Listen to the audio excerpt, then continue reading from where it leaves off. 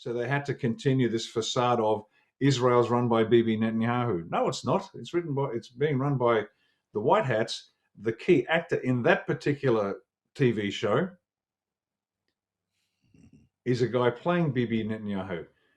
Bin Salman, that's the real guy, but he's really running Saudi. And when you're dealing with a dictatorship, they can do that stuff. It's a lot easier for them.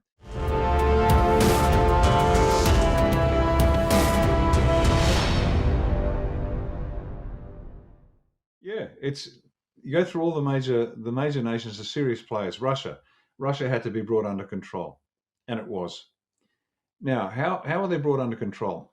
They either agreed to do what they told, or they were replaced with actors. And you can look at all the national leaders, look at photographs today and look at photographs 5 years ago. They're different people. Now, the average punter out there can't see it, but we can. And so the center of gravity, what the White Hats had to control to win this war was national leadership. Because for a couple of reasons, not because they're actually important, they're not, because we know that national leaders of every stripe, they answer to another group, which answers to another group, which answers to another group, which answers to another group, and you work your way all the way to the top. But the reason the national leaders were key is because, one, they are, and most importantly, they are what the people see. They believe that Vlad Putin ran Russia. Well, of all the national leaders, Vlad probably was the only one that did run his country. But all the rest are controlled. And that's why Vlad was a bit of a problem. That's why the cabal wanted to get rid of him. But all the rest of them are controlled by another group. So what DJT and the White Hats did is they came through. They certainly started taking out the people at the top, without a doubt. In fact, the worst of the worst were taken out, 26, maybe 2 years ago now. But the visible controllers, the ones that the people believe are running the show, they had to see them continue. Had they whacked all the national leaders, Trump was just another tyrant. We don't trust him. He's a bad man. But no, the faces are still there. Are they the real people? In some cases, yes. In some cases, no. Where they are the real people, they're either reasonably good people who aren't completely depraved and they're following orders, or the really depraved ones were taken out and replaced with people in masks. And so as far as the population is concerned, in terms of transitioning from where they are to where they need to be, and this is going to shock the system, so they had to continue this facade of Israel's run by Bibi Netanyahu. No, it's not. It's being run by the White Hats. The key actor in that particular TV show is a guy playing Bibi Netanyahu. Bin Salman, that's the real guy, but he's really running Saudi. And when you're dealing with a dictatorship, they can do that stuff. It's a lot easier for them. We've got a democracy. You've either got somebody that you need to have under control, the real guy, like Keir Starmer. He's the real guy, and he is so compromised and so terrified that he just does what he's told. So whenever you see Keir Starmer from the UK say something stupid, that's because he's been told to say and do something stupid. Let's talk about cocaine with a couple of guys and boyfriends that we've had. This is all to undermine the example. And so they took that first phase was to take control of the impression of national leadership around the planet. They will go down, but in time. The next part is the control of all the planets. If you notice what he did in Venezuela, and this is where people should be nice and relaxed, they didn't go in and then remove the entire leadership and say, right, we're going to put our people in. Why? Because you can't do it. You can't replace the leadership of a country. And by leadership, I mean the polity, the judiciary, the constabulary, the military, the bureaucracy, big business, big unions, academia. There aren't enough people to run one country in this op. So what you do is you cut the head off and then you control the remainder, but you leave them in place. It's like denazifying Germany after the war.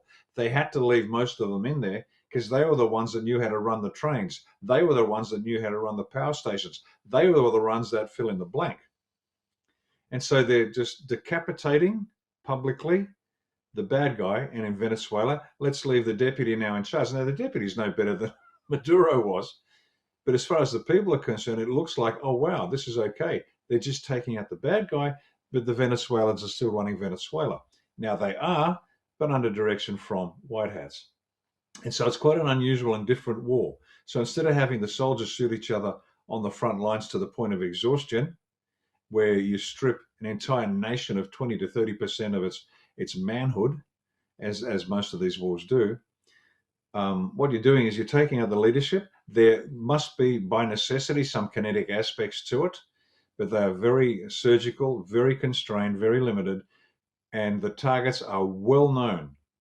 It's not like the old days of sending waves of B-17 during the day, American B-17s and Lancasters during the night from the Brits, hoping to hit a target in Europe. Now, those days are done. Now it's very surgical, it's very, very strategic, very precise, and that's how it gets done. So it's a reverse of a normal war. Take out the leadership, pretend it's still there, because the people, they have to come along. And the people are learning for the first time with this, to jump now down to the Iran situation. They're watching the real effects of what this means to them. And you can talk about the spike in oil prices. And if anybody thinks that's the biggest deal here, they have no clue. But they understand it.